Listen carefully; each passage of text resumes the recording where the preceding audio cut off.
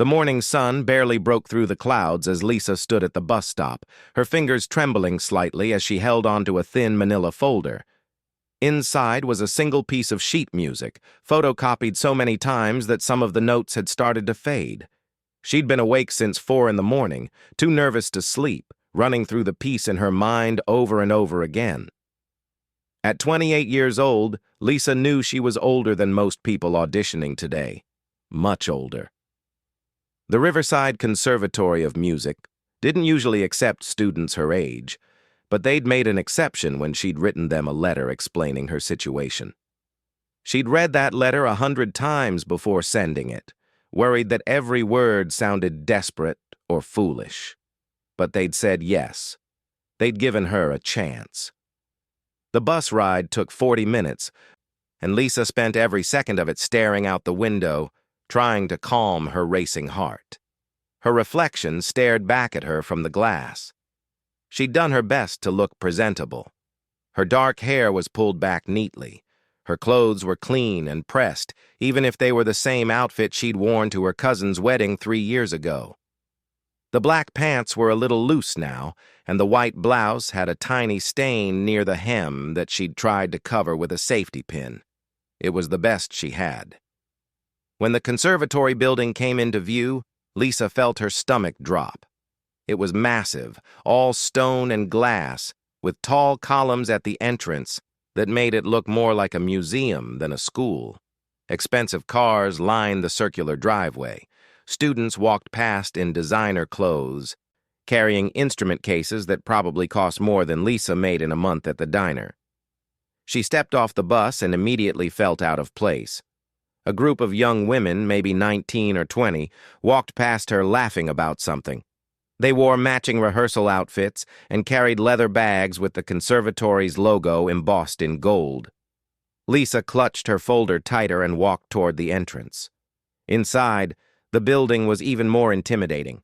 The floors were polished marble that clicked under her worn shoes. Crystal chandeliers hung from the high ceilings. On the walls were photographs of famous musicians who'd studied here, their signatures scrawled beneath their portraits. The whole place smelled like money and success, and Lisa had neither. She found her way to the registration desk, where a young woman with perfect makeup sat typing on a computer. Her name tag read volunteer, and she wore the same designer outfit Lisa had seen on the students outside.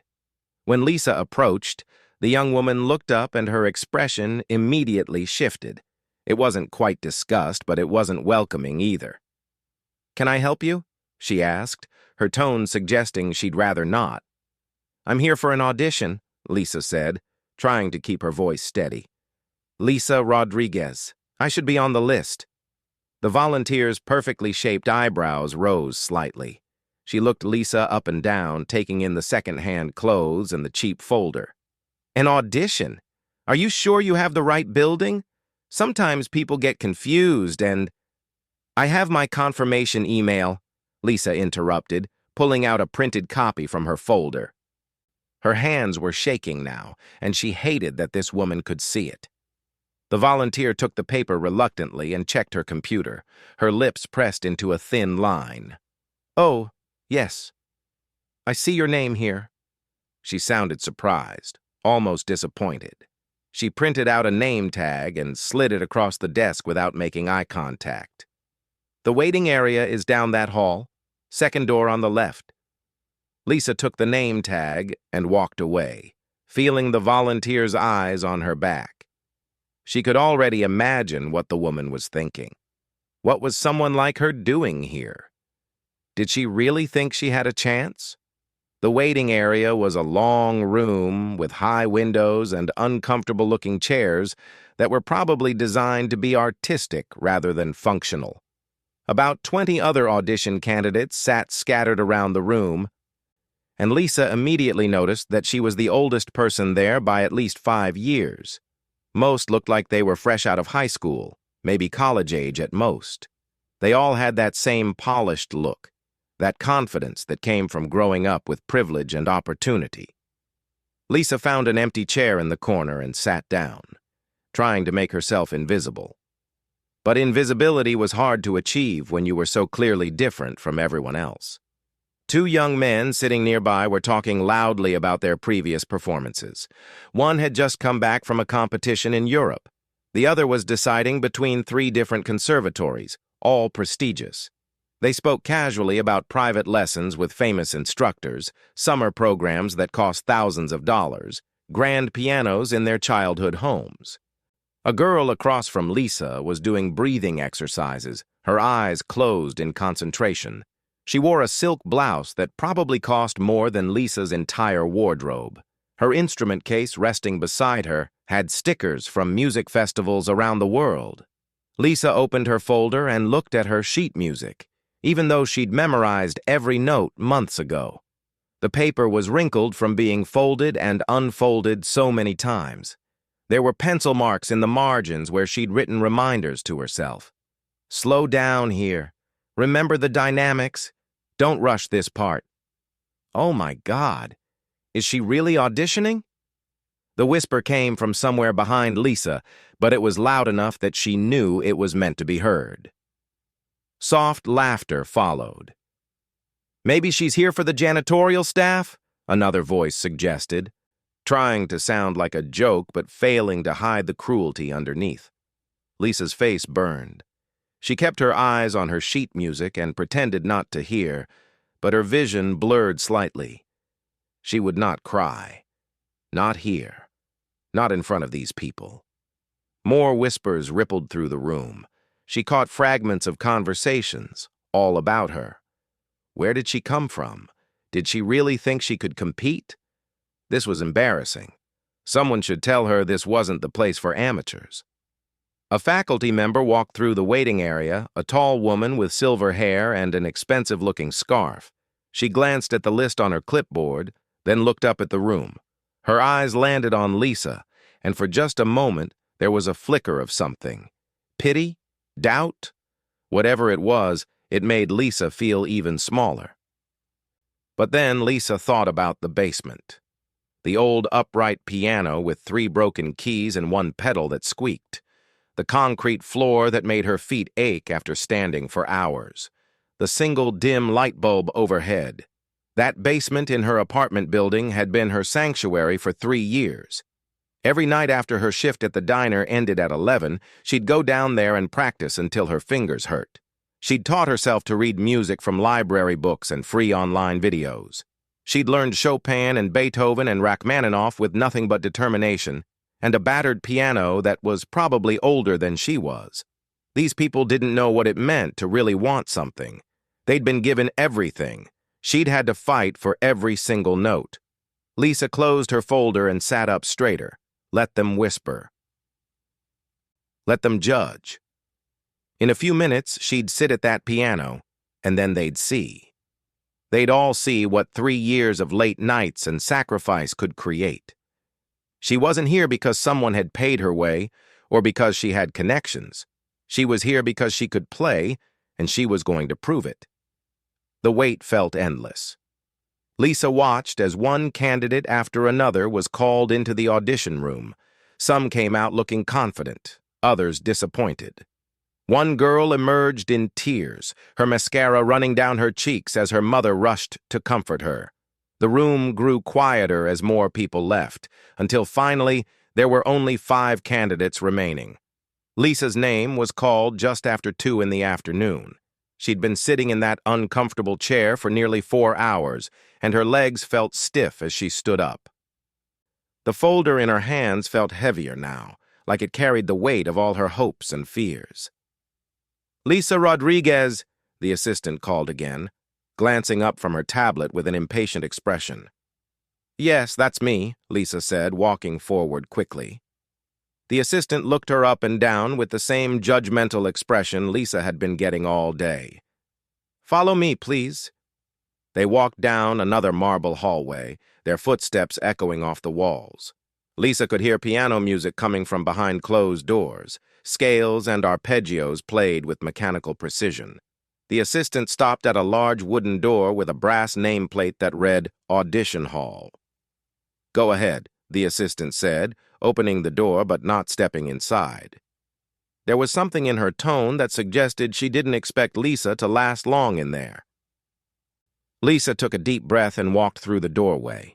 The room was bigger than she'd imagined. The ceiling stretched up at least 20 feet, with ornate molding and a massive chandelier hanging in the center. Tall windows lined one wall, letting in streams of afternoon sunlight that made the dust particles dance in the air. And there, in the middle of the room, sat a concert grand piano. It was beautiful, glossy black, so perfectly maintained that Lisa could see her reflection in its surface. But it was the 5 people sitting behind the long table that made her stomach clench with nervousness. They were arranged in a row, each with a folder and a pen in front of them. On the far left was a younger man, maybe in his 30s, wearing glasses and a bored expression. Next to him sat a woman with gray hair pulled into a severe bun. In the center was an older man with white hair and a face that looked like it had forgotten how to smile. Lisa recognized him from the photographs in the hallway. Professor William Hartley, the director of the conservatory, a legend in the classical music world. To his right were 2 more faculty members, both looking at her with expressions that ranged from curiosity to outright skepticism. Behind the panel, several other people stood along the back wall. More faculty members, Lisa assumed, who'd come to watch the auditions. Or maybe they'd come to watch her fail. She could feel their eyes on her, measuring, judging, already deciding she didn't belong. "Miss Rodriguez," Professor Hartley said, his voice deep and formal. He didn't stand or offer any greeting beyond her name. He glanced down at the paper in front of him, adjusting his reading glasses. "I see here that you have no formal training whatsoever. No music school, no private lessons, no credentials of any kind." It wasn't a question, but Lisa felt compelled to answer anyway. "That's correct, sir." One of the other judges, the woman with the gray bun, let out a small sigh that she didn't bother to hide. The younger man with glasses actually rolled his eyes. Professor Hartley continued, his tone growing sharper.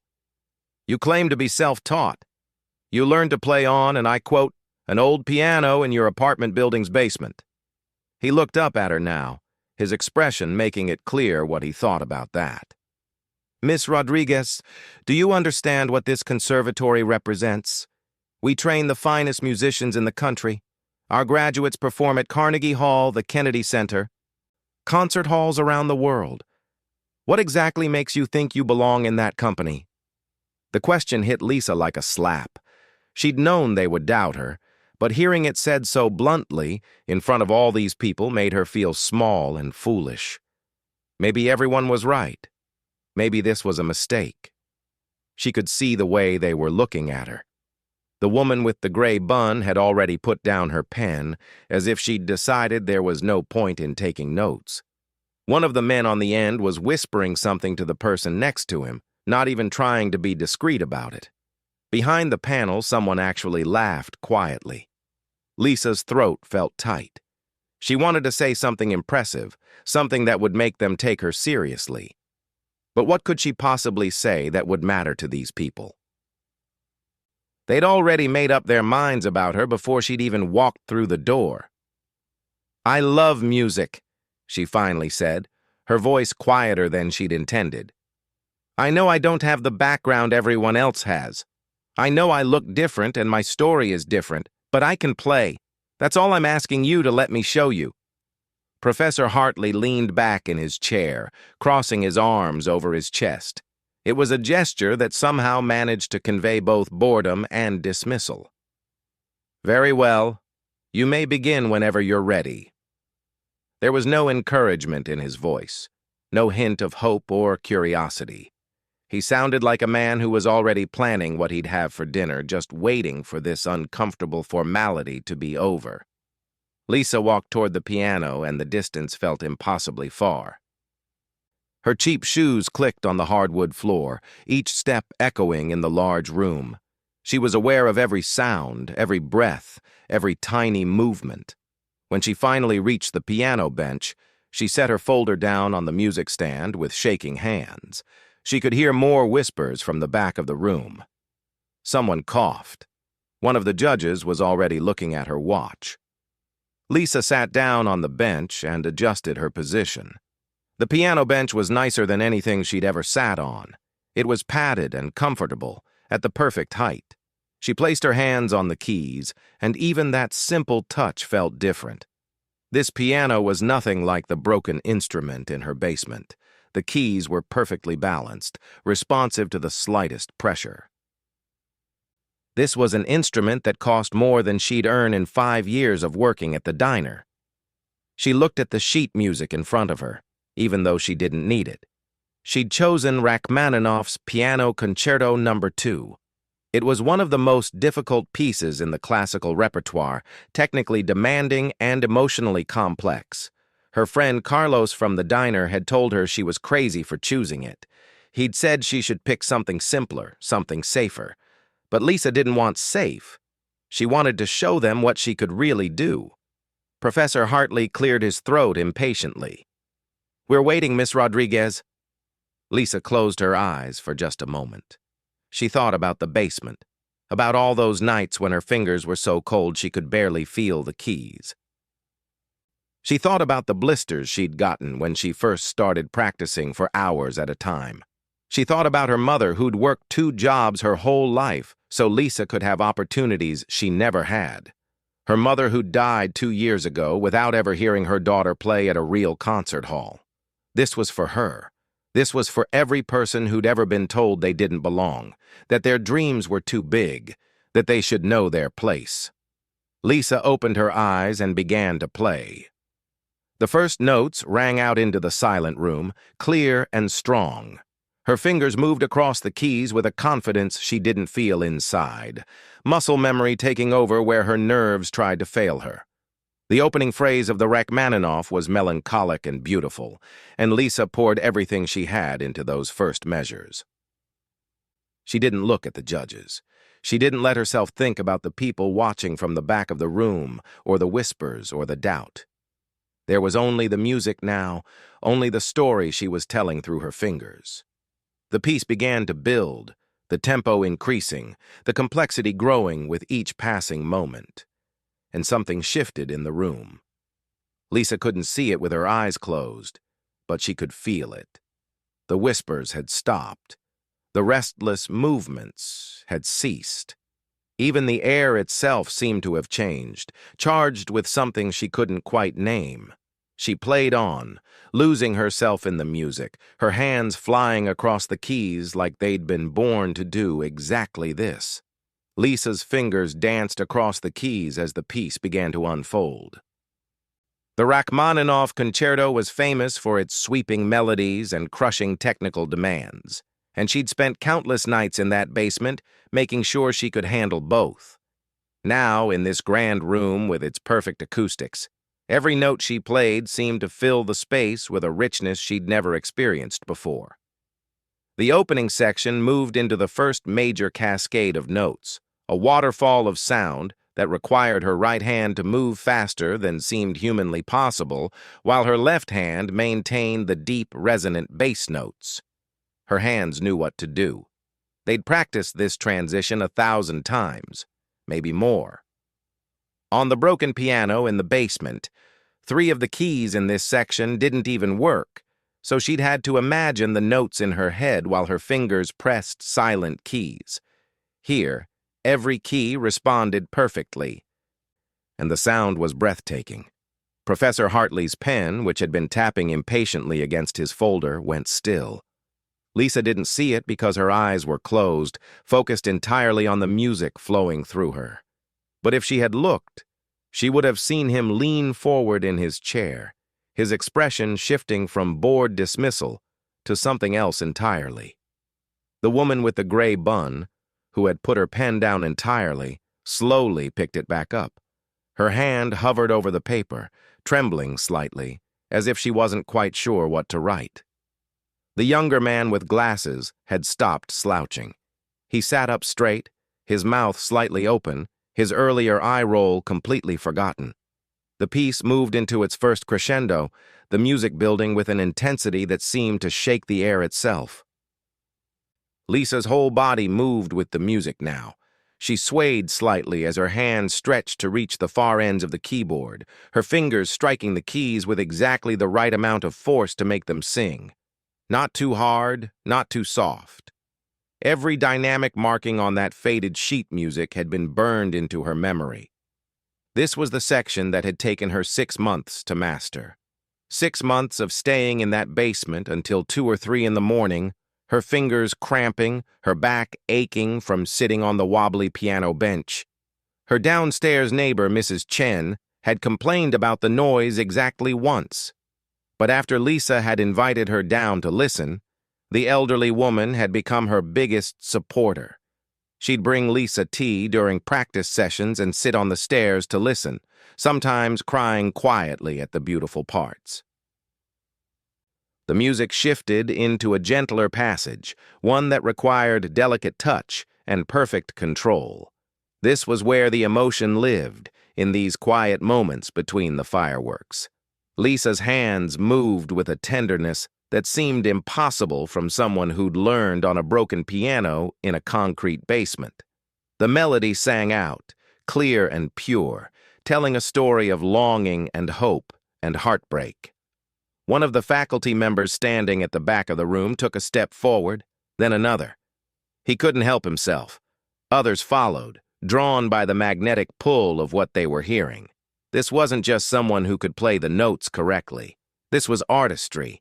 This was music that made you forget where you were, made you forget about time and judgment and everything except the beauty of the moment. The gray-haired woman on the panel had tears forming in her eyes. She blinked them back quickly, professional to the end, but they were there. The judge sitting next to her had completely forgotten to write anything down.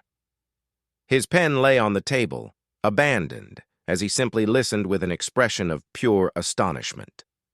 Lisa moved into the second major section of the piece, where the left hand took over the melody while the right hand created a shimmering backdrop of arpeggios. Her left hand sang out the notes with a richness that filled the entire hall.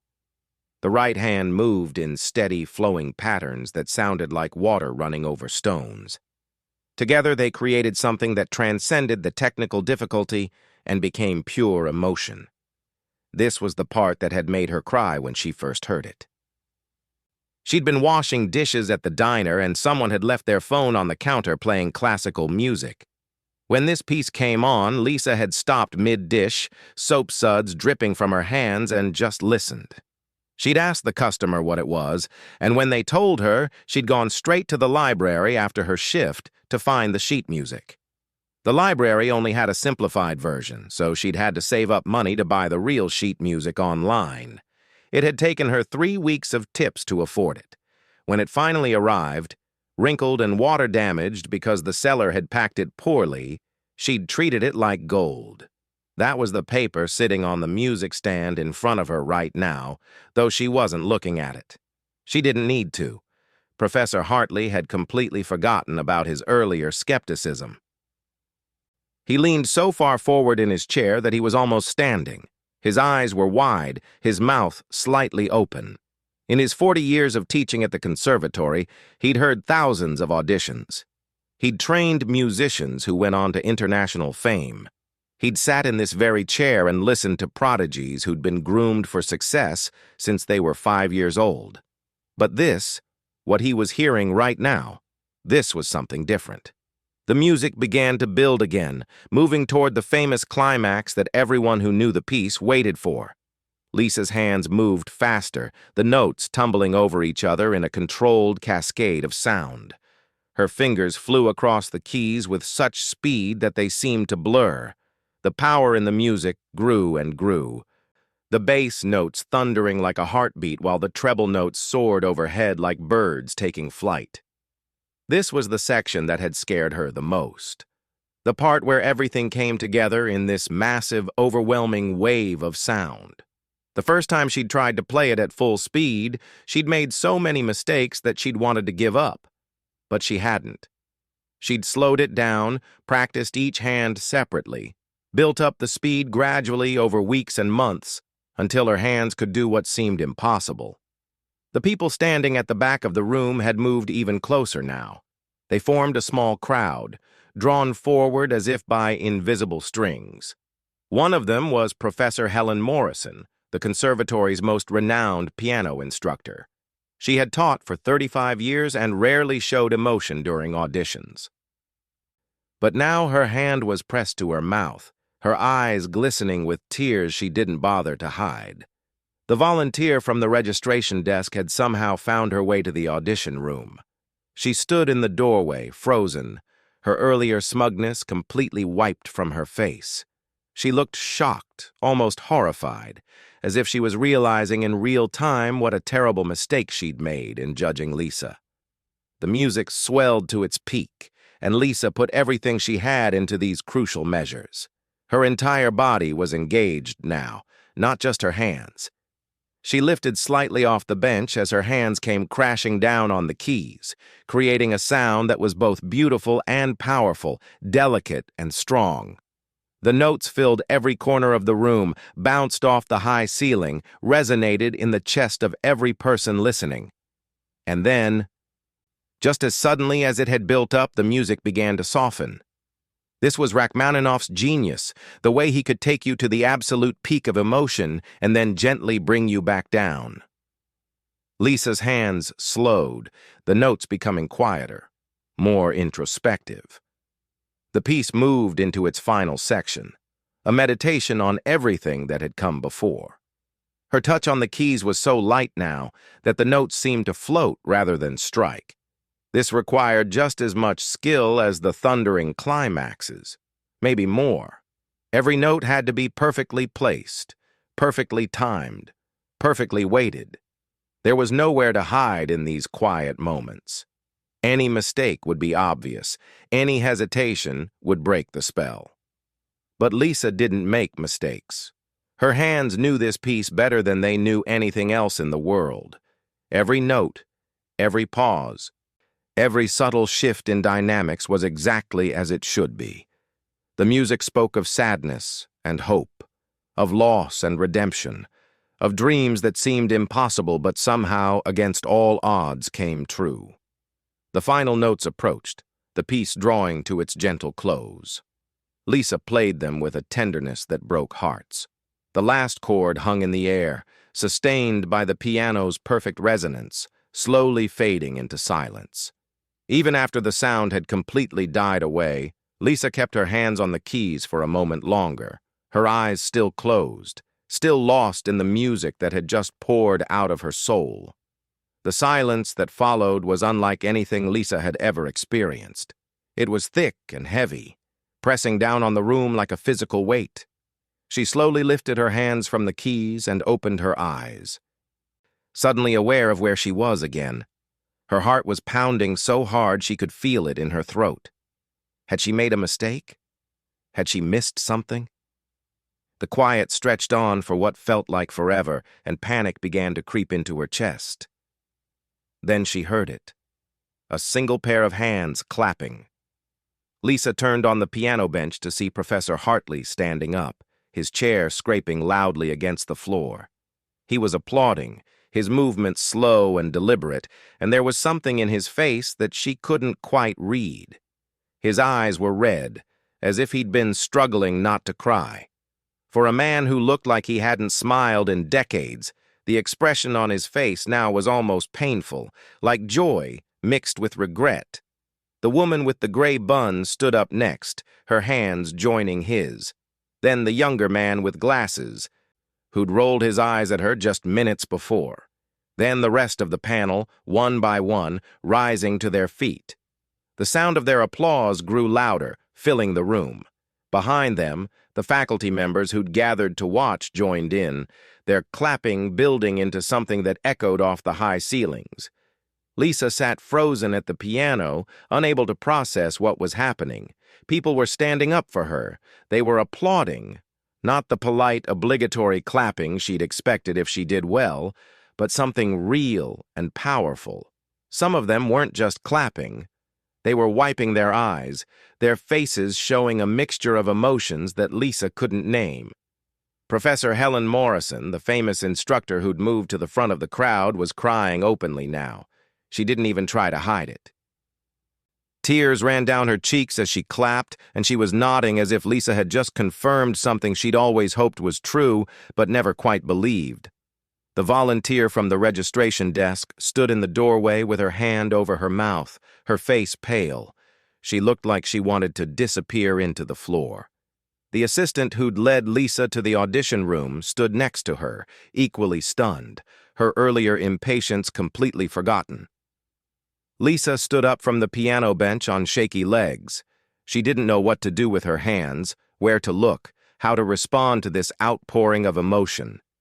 She'd imagined this moment so many times, but in her imagination, it had always been simpler.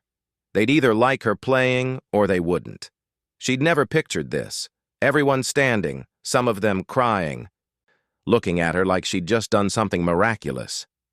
Professor Hartley raised his hand, and gradually the applause died down. The room fell quiet again, but it was a different kind of quiet now. Expectant, charged with energy. He walked around the table, his movements deliberate, and approached Lisa. She instinctively took a small step back, still not sure what was happening. "Miss Rodriguez," he said, and his voice was rough, like he was having trouble speaking.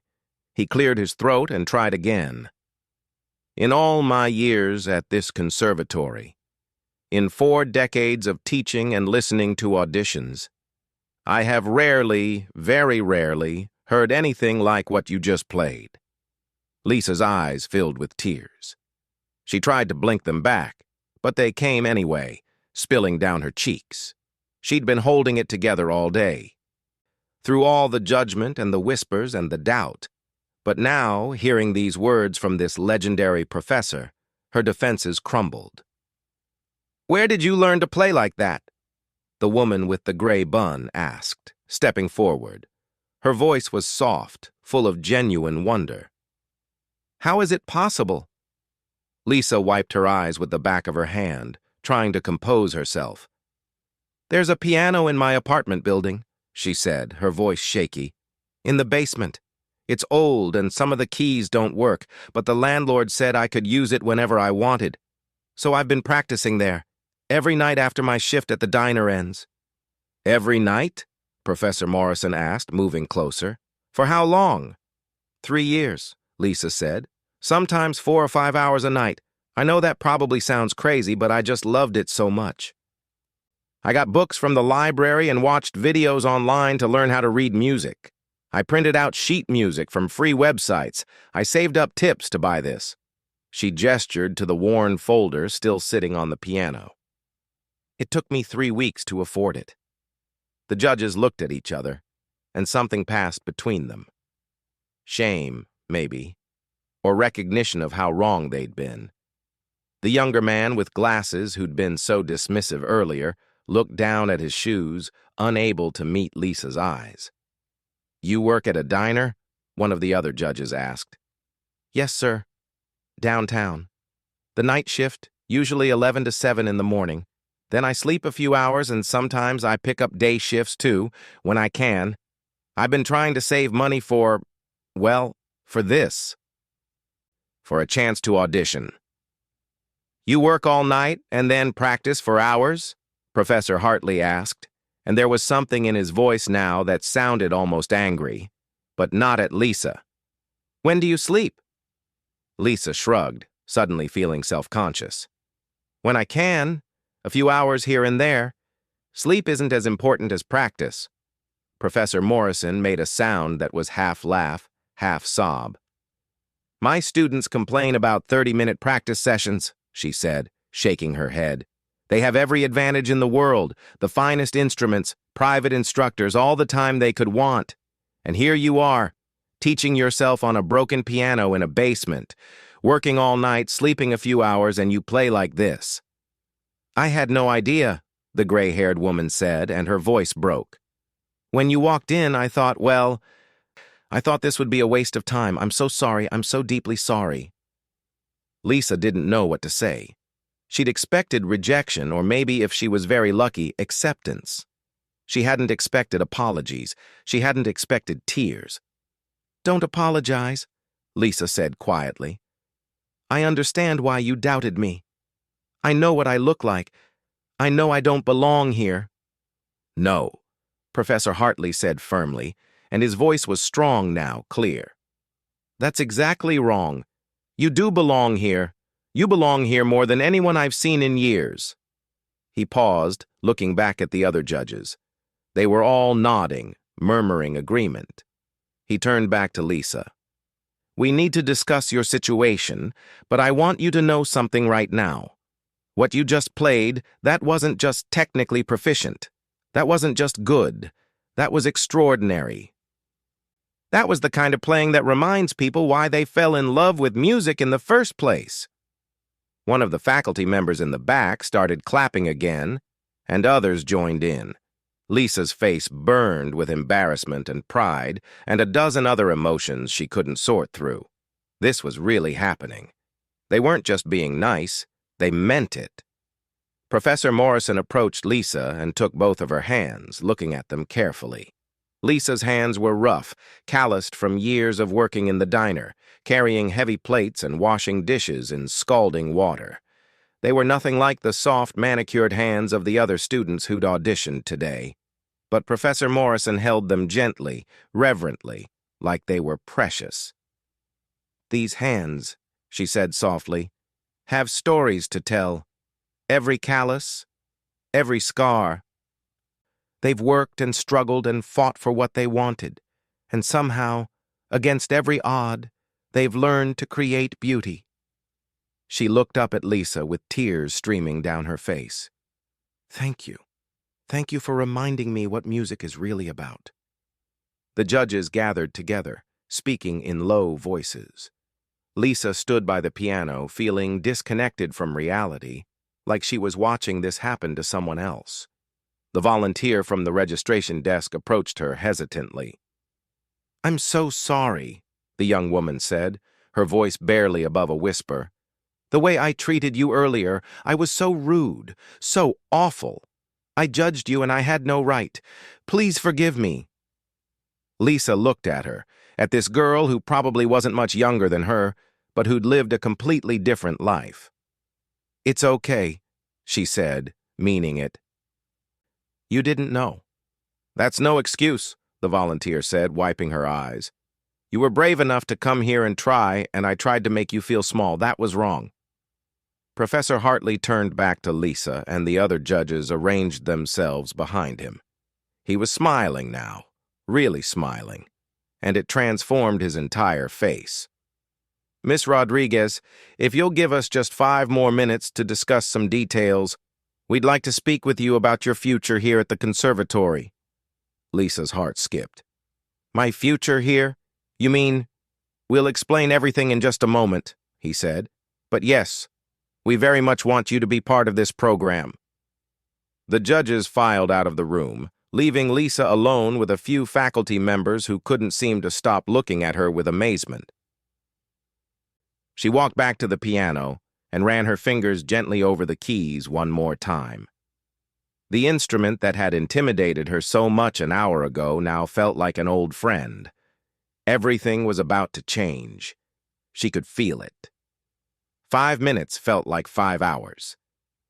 Lisa stood near the piano, fidgeting with the edge of her folder, trying to prepare herself for whatever came next. Professor Morrison stayed in the room with her, sitting quietly in one of the chairs, occasionally smiling at Lisa in a way that seemed both encouraging and sad at the same time. "Are you okay?" the professor asked after a while. Lisa nodded, though she wasn't sure it was true.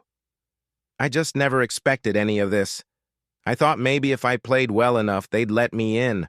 I never thought they'd react like that." "Like what?" "Like it meant something to them. Like I'd change something just by playing." Professor Morrison smiled, and this time it wasn't sad at all. "That's what real music does. It changes things, changes people. I've been teaching here for 35 years, and I'd forgotten that somewhere along the way, you reminded me." Before Lisa could respond, the door opened, and the judges filed back in. Professor Hartley led the way, and he was carrying several folders now. His expression was serious, but not in the cold way it had been before. This was different, focused, determined. "Miss Rodriguez, please sit down," he said, gesturing to a chair they'd pulled up near the table. Lisa sat, her hands gripping the folder in her lap so tightly that her knuckles turned white. The 5 judges arranged themselves behind the table again, but the atmosphere was completely different now. They looked at her with respect, with interest, with something that might even have been hope. "We've made our decision," Professor Hartley said, folding his hands on the table in front of him. "But before we discuss that, I need to tell you something. The way we treated you when you walked in here today was unacceptable.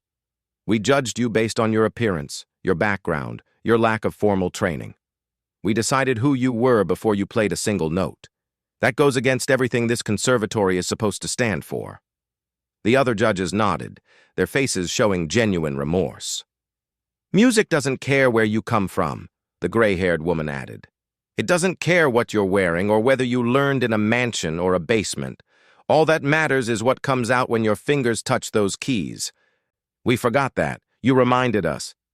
Professor Hartley opened one of the folders. "Miss Rodriguez, we would like to offer you a full scholarship to the Riverside Conservatory. Full tuition, room and board, a stipend for living expenses, everything you need to focus entirely on your music for the next 4 years. Lisa's breath caught in her throat. She heard the words but couldn't quite make sense of them.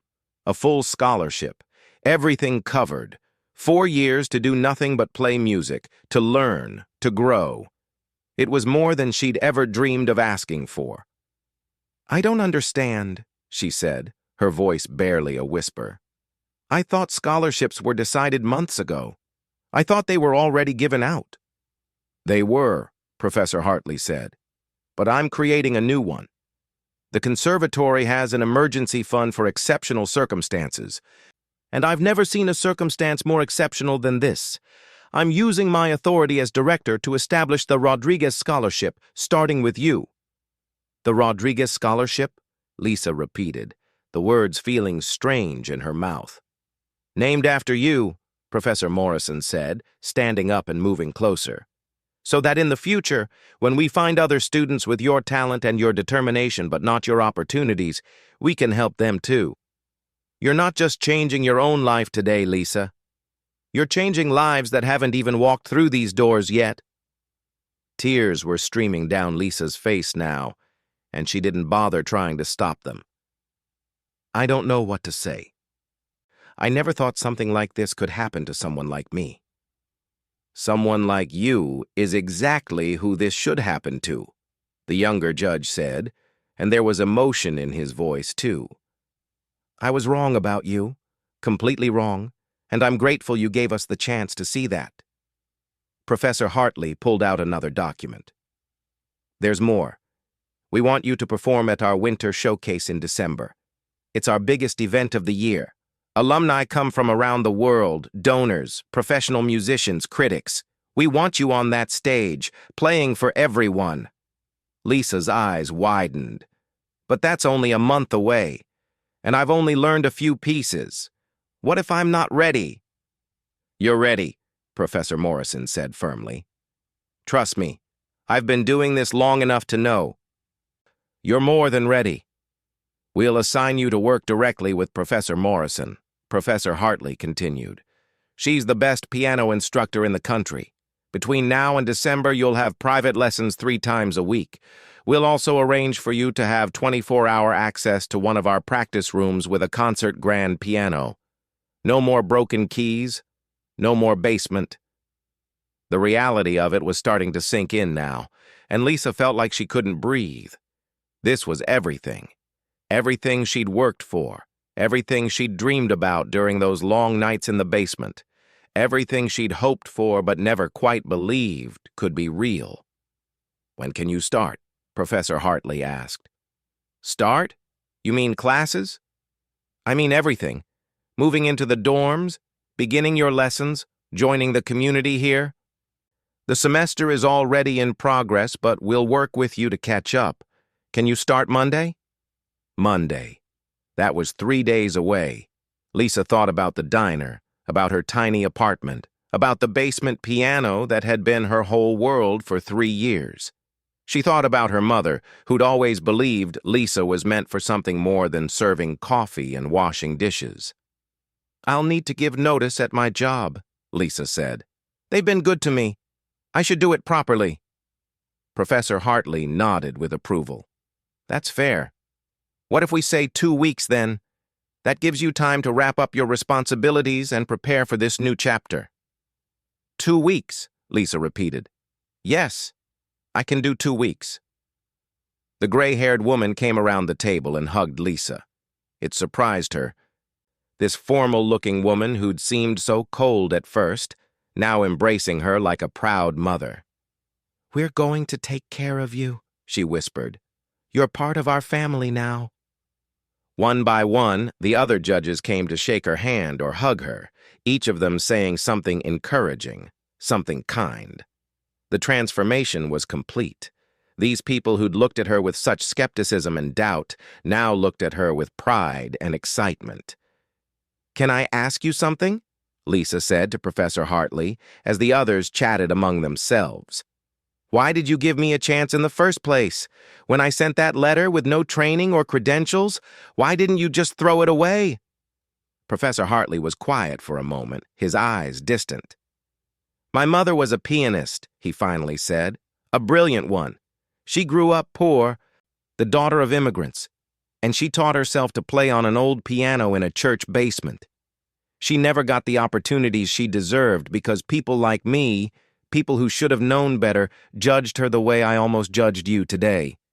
She died when I was young, never having played in a real concert hall, never having been recognized for her gift. When I read your letter, I heard her voice. I couldn't ignore it. I couldn't make the same mistake twice." Lisa reached out and took his hand. "Thank you for listening to her voice. Thank you for giving me this chance. Thank you for taking it," he said, "and for playing the way you did today. You didn't just earn a place in this conservatory, you reminded all of us why we're here." As Lisa left the audition hall that afternoon, walking through those marble corridors one more time, everything looked different. The expensive clothes and designer bags didn't intimidate her anymore. The photographs of famous musicians on the walls didn't seem unreachable. She belonged here now. She'd proven it. The volunteer from the registration desk caught up with her near the entrance. "Lisa, wait," she called out, slightly out of breath. "I wanted to give you this." She held out a conservatory tote bag with the gold logo. "Welcome to Riverside. I really am sorry about earlier, and I can't wait to hear you play again." Lisa took the bag, smiling. "Thank you. That means a lot." She stepped outside into the late afternoon sun. Students were scattered across the lawn, practicing or studying or just enjoying the weather. Soon, she'd be one of them. Soon, this would be her home. She pulled out her phone and called Carlos at the diner. He answered on the second ring, pots clanging in the background. "How'd it go?" he asked, the worry clear in his voice. Lisa laughed, and it came out half laugh, half sob. "Carlos, they gave me a full scholarship, everything, and they want me to perform in December. They created a scholarship named after me." "Are you serious, Lisa? That's incredible. I knew you could do it. I'm telling everyone right now, hold on." She could hear him shouting to the other workers, their cheers and applause coming through the phone. These were her people too, the ones who'd covered her shifts when she was too tired to stand, who'd saved their tips to help her buy sheet music, who'd believed in her when nobody else did. "I have to work 2 more weeks," Lisa said. "I'm not leaving you guys hanging." "Forget that," Carlos said. "We'll manage. You go live your dream. Your mom would be so proud right now. She's probably up there bragging to all the angels about her daughter." Lisa wiped her eyes, looking up at the sky. "I hope so. I really hope so." That night, Lisa went down to the basement one last time. She sat at the old piano with its broken keys and squeaky pedal, the piano that had been her teacher and her sanctuary and her hope for 3 long years. She played the Rachmaninoff again, every note perfect, even the ones where the keys didn't work, and she had to imagine the sound. When she finished, Mrs. Chen appeared at the bottom of the stairs with tears in her eyes. "You're leaving us, aren't you?" Lisa nodded. "But I'll come back to visit. And when I perform at that winter showcase, you'll be there, front row, I promise." Mrs. Chen shuffled over and cupped Lisa's face in her wrinkled hands. "You go make beautiful music for the world. That's what you were always meant to do." 2 weeks later, Lisa moved into her dorm room at Riverside Conservatory. Her roommate was a violin student from California who came from money but treated Lisa with kindness and respect. Word had spread about the audition, about the girl who'd taught herself on a broken piano and played so beautifully that she'd made the legendary Professor Hartley cry. The winter showcase came faster than Lisa expected. Standing backstage in a borrowed concert dress, her hands shaking with nerves, she heard Professor Morrison's voice behind her. "Remember, you've already proven yourself. Now, just enjoy it." Lisa walked onto that stage in front of hundreds of people. The applause when she sat at the piano wasn't mocking or skeptical. It was welcoming, excited, full of hope for what they were about to hear. She placed her hands on the keys and began to play, and in that moment, Lisa knew that every late night, every sacrifice, every doubt she'd overcome had been worth it. She was exactly where she was meant to be, doing exactly what she was meant to do. And this was only the beginning.